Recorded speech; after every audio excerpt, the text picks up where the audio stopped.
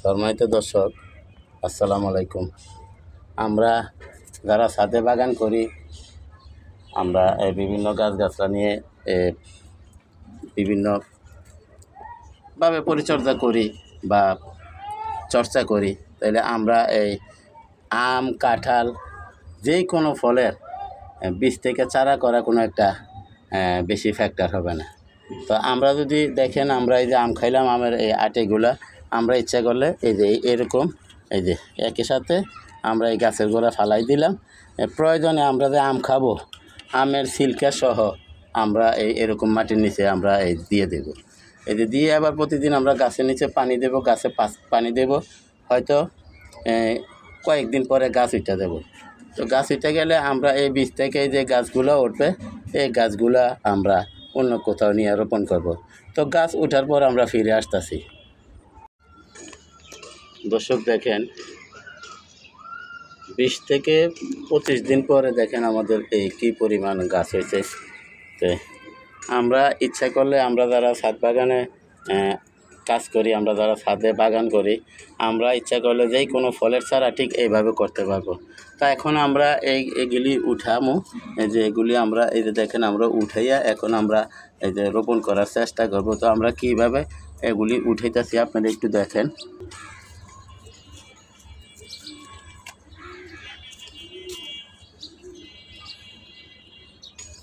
দেখেন দর্শক, আমরা আম খাইছিলাম, আম খাওয়ার পরে এখানে আমরা এই যে বিচিগুলা, আমের যে খোসাগুলো আছে, ছোলকাগুলো আছে, এগুলি দিয়েছিলাম। দেখেন কি পরিমাণ গাছ হয়েছে। তো ঠিক কীভাবে আমি রোপণ করছি, ঠিক আপনারা ঠিক এইভাবে করবেন।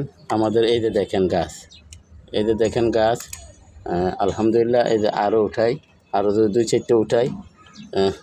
আমার এত প্রয়োজন নেই, আমার গাছের এত প্রয়োজন নাই, কিন্তু আপনাদেরকে দেখানোর জন্য, আপনাদেরকে উৎসাহ দেওয়ার জন্য আমি এগুলো করতেছি। আমরা এই যে এইভাবে উঠাবো দর্শক, এই যে দেখেন আমরা এখানে উঠাইয়া এই যে আমরা এইভাবে দেখেন আমরা আরও আছে গাছ, কটা উঠেই নেই।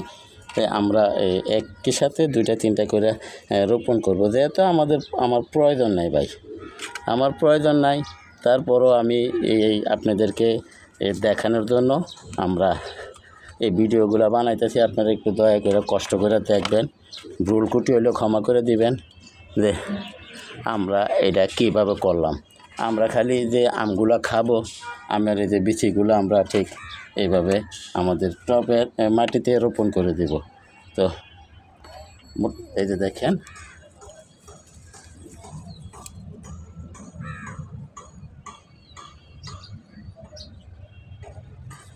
যেহেতু আমার প্রয়োজন নাই, আমাদের যেহেতু প্রয়োজন নাই, তাই আমি এই একই সাথে 2-3টা করে আমি রোপণ করে দিতেছি। এখন যা বাঁচে আর যা মরে, যা বাঁচে আর যা মরে তাতে কিছু আসে যায় না। আমার এই একটা টিপলে হয়তো 2-1টা গাপিন করে আপনাদেরকে দেখাইতে পারবো। 3টে একই সাথে আমি রোপণ করে দিছি। আবার আমরা যদি আম গাছের বনসাই করি, আমরা অনেকে আম গাছের বনসাই করি, তাই আমরাও অনেক পছন্দ করি। তা আমরা ঠিক এরকম আম গাছের বনসাই করতে হলে এরকম এই যে 3-4টা গাছ একই সাথে এরকম একটু প্যাঁচ দিয়া রোপণ করে দিতে পারি। তো দেখেন ইনশাল্লাহ কীভাবে আমরা করলাম। আমার গাছ কিন্তু অনেক নষ্ট হয়ে গেছে, আপনারা যদি দেখেন, এই যে দেখেন অনেক নষ্ট হয়ে গেছে। তো আমরা যারা ছাদ বাগানে গাছ করি, আমরা ঠিক কীভাবে রোপণ করব এবং কীভাবে এই গাছগুলো করব আপনারা তো দেখলেন। আশা করি আপনারা বুঝতে পারছেন। আমাদের আলগা কোনো কিছুর প্রয়োজন হবে না। আমরা আম গাছের চারা করতে হলে আলগা কোনো কিছুর প্রয়োজন পড়বে না। আমরা শুধু আমরা যে বিচিগুলা খাবো, আম খাবো, এই বিচিগুলা শুধু আমরা এই যে রোপণ করে দিব। তার কয়েকদিন পরে ইনশাল্লাহ 15 থেকে 20 দিন পরে আমরা গাছ পাবো। তো দয়া করে আমার চ্যানেলটা সাবস্ক্রাইব করেন এবং বেল আইকনটা বাজাই দেন, আমি যাতে এই ধরনের ভিডিওগুলো ছাড়ার সাথে সাথে আপনাদের হাতে পৌঁছে যায়, আপনারাও দেখতে পারেন, শিখতে পারেন, জানতে পারেন।